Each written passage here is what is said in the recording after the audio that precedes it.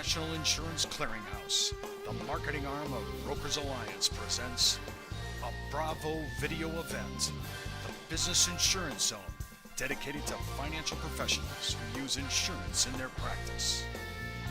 On today's show, end of the year tax planning 2011 with CPA Ken Davis. And now the host of the Business Insurance Zone, the whiz of the biz, insurance columnist Steve Savant. Well, welcome everyone to the Business Insurance Zone, Day 5. We're broadcasting live to a nationwide audience of financial professionals from Fountain Hills, Arizona, home of America's largest fountain. And all this week, we've had the pleasure of co-hosting with me on the Business Insurance Zone, affectionately known as The Biz, Ken Davis, CLU, ChFC, CFP, CPA, and I'm not kidding. Wow, Ken, welcome to the show. Hey, Stephen. Ken, you are the most credentialed guy I have ever had on this show, I have to say. Now, there are a few guys that have a JD, but they don't have a CLU, ChFC, right? Right. And you went through all these courses because you were on a quest, I would like to think, a quest for truth. After hearing me speak those 20 plus years ago, you're saying, hey, I want to know what's going on. And you've really, you're one of the few fiduciaries, we call you the ambassador, because you actually broker the language between the CPA Society and the insurance world or financial advisory firms, because you actually know both sides of the fence and can speak both languages. I think actually it's a dialect in itself, isn't it? No doubt, no doubt. In fact, one of the more fun things that happened when I started taking the CLU is I knew so much already. I didn't really need an additional credential, but as I was going through, I just kept a notepad of little ideas, anomalies, things that help us sell, to win the case, to have the fiduciaries get on our side of the page. And I just made a laundry list of those things and just kind of took note of those things. And you know what? They really do help in selling, having that little extra that the guy that you're competing with doesn't know. Well, I'm looking at some of the things we're talking about today, and on this segment, we're talking about some miscellaneous tax strategies and so forth. And one of them, crossed my eye, and especially because our producers are watching and really interested in this, is I'm looking at LTC deductions. That kind of threw me in a little to make the show. And I like this because we sell standalone policies. We do annuity-linked LTC policies. We do life insurance LTC-linked policies. We play in that arena big time. So when I look at this number, I'm looking at deductions. Talk a little bit about that. Well, we're talking about traditional long-term care policies, not annuities or life insurance in that particular case. And I'm just looking at my little cheat sheet here. And basically, the government allows us, if you're a self-employed or whatever, you can take deductions for medical type of insurance, and long-term care is considered a medical insurance. And they do have limits on it, and from 41 to 50 in 2011, it's $640 per year. 51 to 60 ages is $1,270, and this blows me away. You then jump to 61 from 60, and so 61 to 70 is $3,390 in deduction. Now, what's interesting about this is the Internal Revenue Code has a certain logic to it. I know it's just really hard to get your brain wrapped around so many times, but usually, you get a deduction up front like a regular qualified plan, but then you're taxed at the end, right? Okay. Or if you do the Roth, you get no deduction up front, but then you get tax-free at the end. So you get your, pick your poison, the front or the back of the situation here. But long-term care, think about it. You get up to these limits for qualified long-term care policies, a deduction on your tax return if you meet certain requirements. And when you take the benefits out at the tail end, are those taxable? No, they're not. So a deduction up front and potentially tax-free at the end, where do you find that in the code? Very hard to find. Well, I think that's a huge issue for people who are generally looking at long-term care standalone policies. But now there's even some code issues, not so much deduction issues, but I don't have to pay taxes on these annuities when they're 1035 in some of these annuities that have the LTC, these wrappers, these benefits. The linked LTC products on annuities. It's really kind of cool. Annuities have always suffered from limited tax benefits compared to a life policy. You don't get a deduction up front. You do get tax deferral on an annuity. And then when it comes out, it's fully taxed as ordinary income at full maximum rates, potentially. LIFO versus FIFO. Right. Your income comes out first and then your basis. and then you had a 59.5 rule and a 10% rule. So not real attractive on the tail end of things. However, with the long-term care linked concept, the benefits come out tax-free.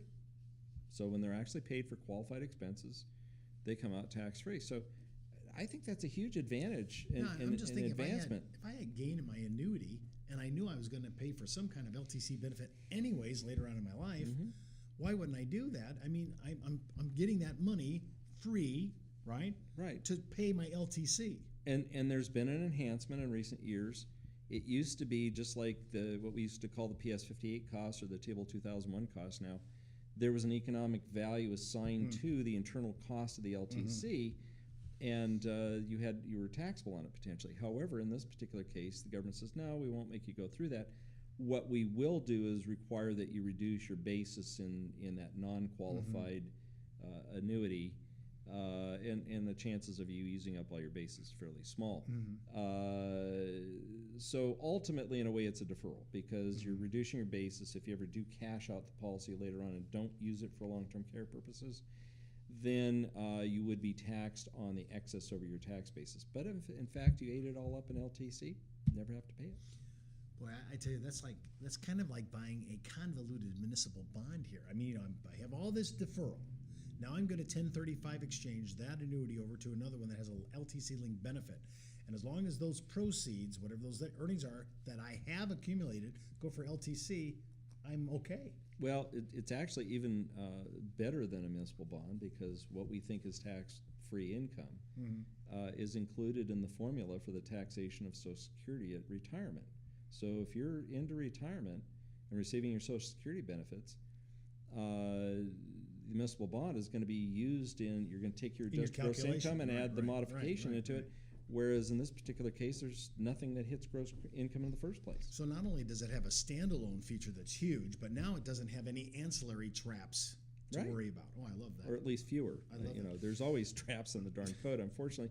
And that's why I keep saying in these segments is make sure you work with your advisor, run it through a tax projection software, make sure it does what we really think it's going to do because it's just too hard to know for sure whether it does or not. Now, it's interesting that we're thinking about, I just saw the Class Act get pretty much neutralized by the Obama administration. So we're back again looking basically at long-term care standalone. And when I think about some of the advantages that we just talked about, these are really good opening salvos in a first contact with a client. Because really we're doing something now is we're educating people that they can actually use their annuities and really use them in a strategic way to pay for something that more than likely they're going to need. Well, and I'm going to give our viewers a bit of a secret that I've used in working with CPAs over the years. Wait a minute, is this like really a secret? It is. It's a real secret on how you make CPAs. You know this is going to YouTube, Vimeo. I'm just saying it's not going to be a secret after we. Well, okay and that's that? fine. I think it's important is the fact that the CPAs have a hard time referring anyway, but if they like you, they're friends with you, they trust you, and you've built that rapport and that relationship, give them an opportunity to refer to you. The CPA isn't going to say, gee, Steve Savant is this wonderful financial planner, go buy insurance from him. Isn't going to happen, okay? Well, sorry, but I'm wounded on that. But if you give him a tax idea that can benefit the client, then it's a natural thing for the CPA to talk about. Okay, he can bring it up because it is a tax question. The client doesn't look at him cross-eyed saying, well, are you getting some money under the table? The CPA is comfortable with it because that's his role as a tax advisor. So find ways to give them tax ammunition, ideas they can share with their clients that will stimulate them to ask for help or to go see another professional. I have to say, remember, Ken, when you and I actually did we taught together at the Arizona Society of CPAs, and I have to say, we went through a lot of these ideas that I thought the CPA Society would already know. I thought these people would be totally well versed in it, and it was to my shock. And you kind of told me going in this was going to happen. We got in there, and we went through some of the things that we're talking about today, and here we are bringing some tax ideas for CPA community, which I thought they would already have a handle on. One of the most prominent tax and estate planning attorneys in town, and he worked for a CPA firm at one time, and you actually know this gentleman. I called him up one day and was asking him about a tax question relating to a variable annuity because it was beyond even my knowledge base. Whoa. There's something above you? And he started to laugh. Well, hold on, I can't go on. I just shut the show down. You know? There's nobody that knows it all, and you know that. Okay. No matter how hard we study or try. Anyway, so I call him up and say, hey, what about this? How is this treated? And he just started to laugh. I said, why are you laughing? He says, no, you don't get it, Ken. I call you for stuff like this. You don't call me. So these attorneys, accountants don't know. I mean, they have to be responsible for this tome. That's just huge Internal Revenue Code. And they're like the general practitioner. Maybe they have specialty areas, but like estate planning. But what we're talking about is managing taxes as it relates to annuities and life insurance products and long-term care. And this really is our bailiwick domain. Is, And so they're there. They want to know this stuff. Some of them do.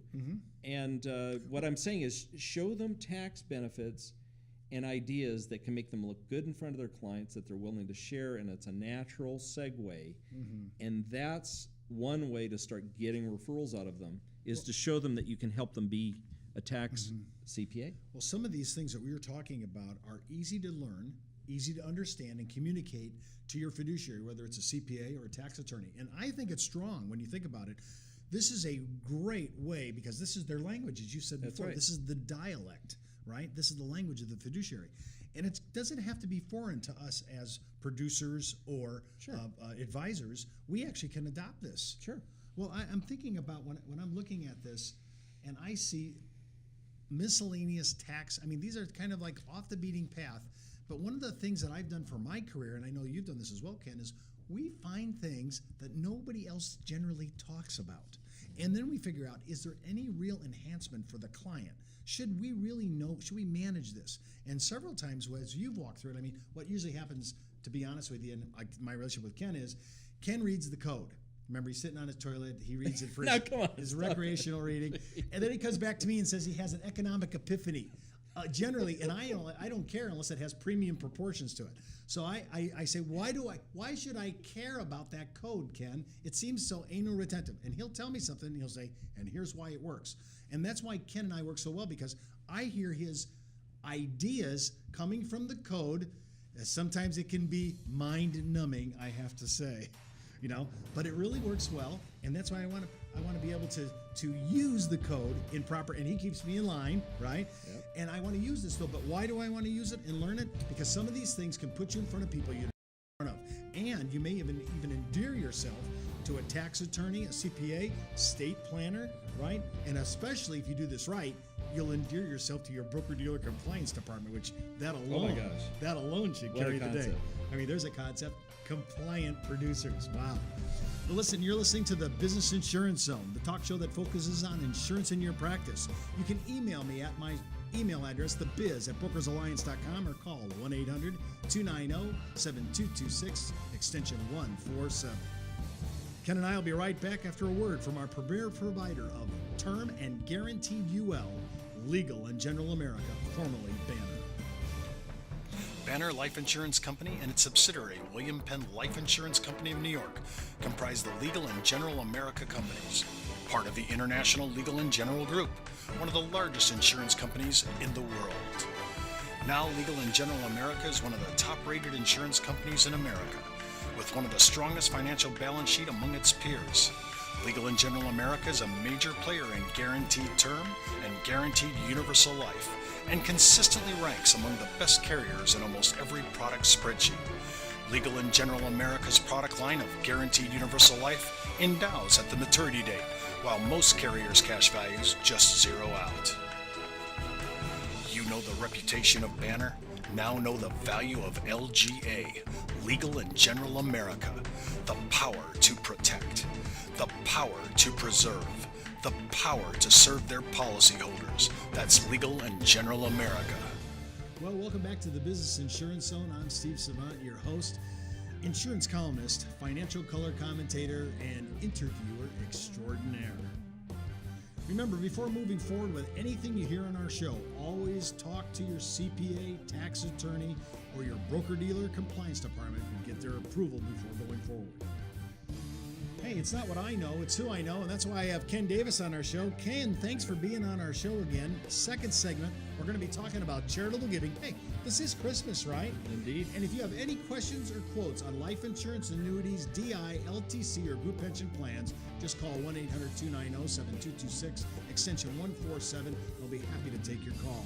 Well, as we are in our holiday spirit, we're talking about charitable giving, and you won't want to miss next week's show when I'm going to have Ken on all week long, and that's all we're going to talk about. I thought if you just write a check, well, we're going to be talking about all the games that can played, plus the IRS regulations on charitable giving. All that's next week. You won't want to miss it. But we're going to use this part of the show, the last part of our tax planning for the end of the year, to talk about charitable giving. And Ken, I got to say, when I think about charitable giving, I just think about writing to my church, writing to my favorite charity, and that's it. But you say, oh no, way more than that. Well, there's other things that we can do, and one of the easiest things and is very attractive and popular is something called a charitable gift annuity. Now, we're going to, this isn't really a sale item, it's just something where you want to help a client. And I'll give you an example. Let's say we have a 75-year-old widower, or widow, I should say. And yeah, that guy's gone already. Yeah, he's gone already. Yeah, It's the ladies, guys are gone. Yeah. The ladies are still around. So, but by the way, a little side note, just before we get into this, we saw a statistic when we had Dr. Barb Provost on our show. Remember that? And they said that 78% of the women that are World War II survivor, they're the widow that's left, and their daughters who are helping their mom out in LTC, 78% of them fire their advisors. Oh my! Wow. Now think about that. And one of the big reasons is because they don't know how to now present. We've been presenting all this year to male audience. The big audience right now coming up is, especially the or older geriatric, is female. So keep that in mind. Now, talk about it, because I've heard a lot of people banter on charitable gift annuities, right? I really don't need this annuity. I'm ready to move it to someplace else. If I take constructive receipt, I have to pay tax. If I gift it, they have to pay tax at their bracket. Well, actually, we're not talking about an existing annuity. Let's say this 75-year-old widow has some appreciated stock.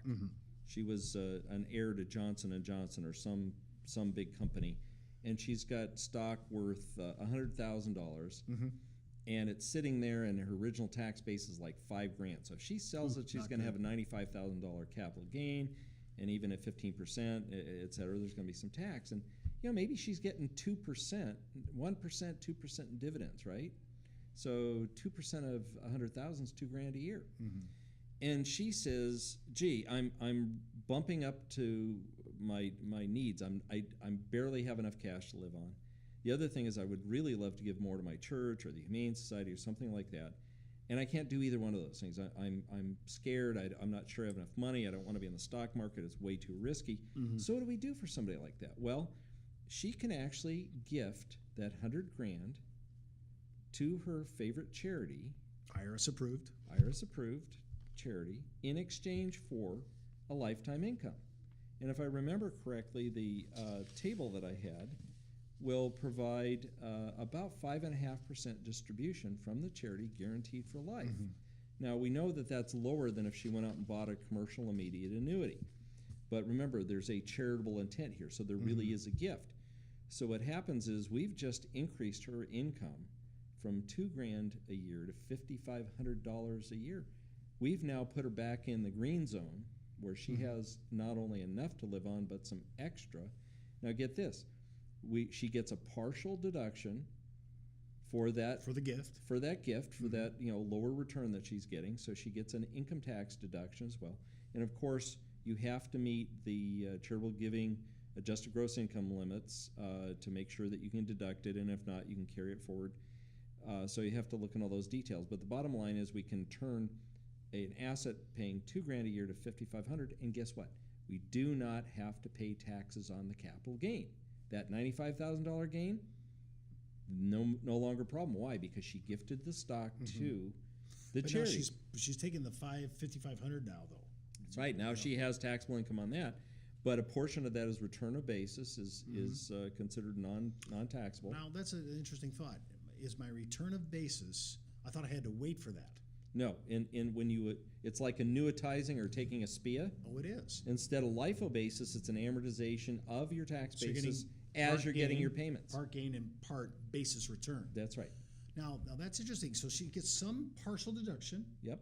She has this really basis an advantage here over straight out LIFO. That's right. Last in, first out. Yep. And I've actually provided a gift to her favorite charity all in one shot. That's right. And so from her standpoint, that's what it looks like. From the standpoint of the charity, they then take this money and they invest it somewhere. And the 5.5% is based on a national organization that most of the charities go to determine what an appropriate charitable gifting distribution rate is. And they base that based on what expected returns will be on that portfolio of stock. They expect a stock and bond portfolio backing it up. Now, the charity's on the hook to pay her for the rest of her life, but based on this calculation, they're estimating at least 50% of the money will be left for the coffers of the church or the Humane Society or synagogue or whatever it is that they're doing it with. And in fact, I was talking to my own church's national office, and they said frequently they have about 80% of it left. So it's really cool. She gets to make a gift, get recognized at the local dinners they put on in recognition of their donors. She gets recognition.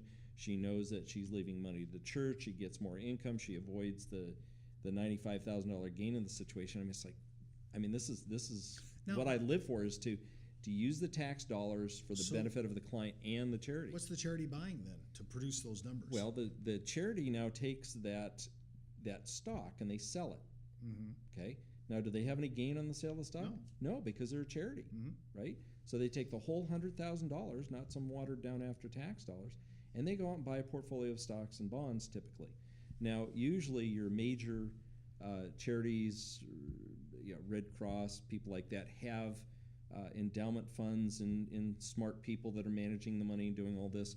A lot of the smaller charities really don't have this, and they go, gosh, this is a good idea, but how do we deal with it?